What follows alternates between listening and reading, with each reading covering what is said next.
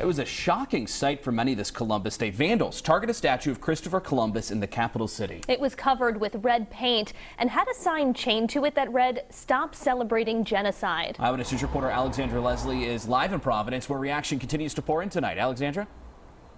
Well, Steve, even after this statue was cleaned, people came back to look at it on this Columbus Day. I spoke to the president of the Italo-American Club about this, who hopes that the statue can be moved to what he calls a more fitting spot. Dripping with red paint, Providence's Christopher Columbus statue was hit by vandals again on the holiday to commemorate his arrival in the Americas. Clean it up and let's move on. And that's what happened, like it did back in 2017 when the statue was similarly defaced back then.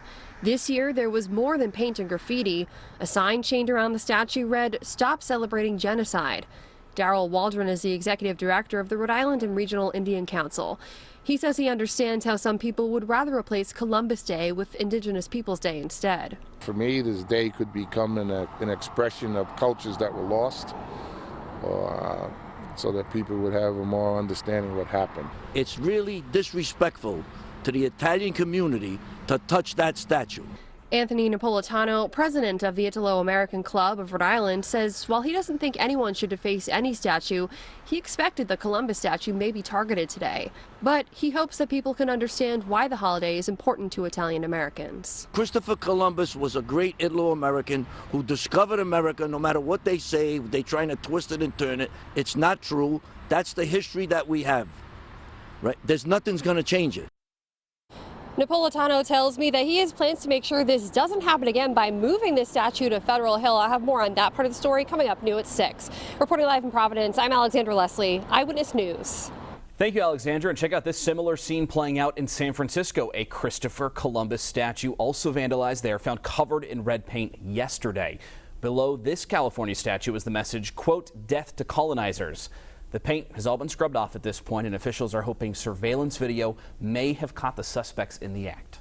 First at 6, investigators are looking for whomever vandalized Providence's statue of Christopher Columbus on Columbus Day. It was breaking on Eyewitness News this morning on Fox Providence. The statue near Roger Williams Park was splashed with red paint along with a sign that said, quote, "Stop Celebrating Genocide."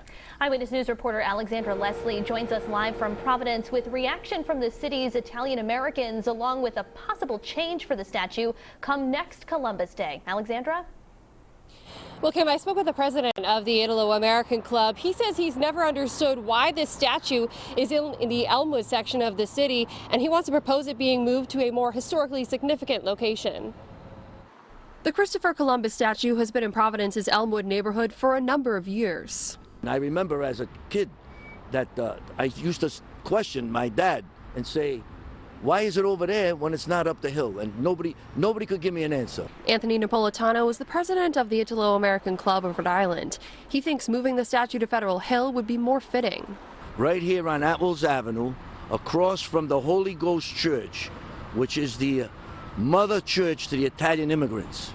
Years ago, when the Italians came here, they were asked to go to the church, where at the church they got jobs and they helped build this church. City Councilor David Salvatore said he condemned the vandalism, but said in part, "I believe this is a teachable moment. We have an opportunity to reach common ground on an issue that people from all spectrums feel passionately about." While a plan to move the statue may not guarantee it won't be vandalized, Napolitano says if it were moved, security cameras would be put in place. We'll watch the statue. Napolitano tells me he's reaching out to city and state leaders as early as next week to submit that proposal.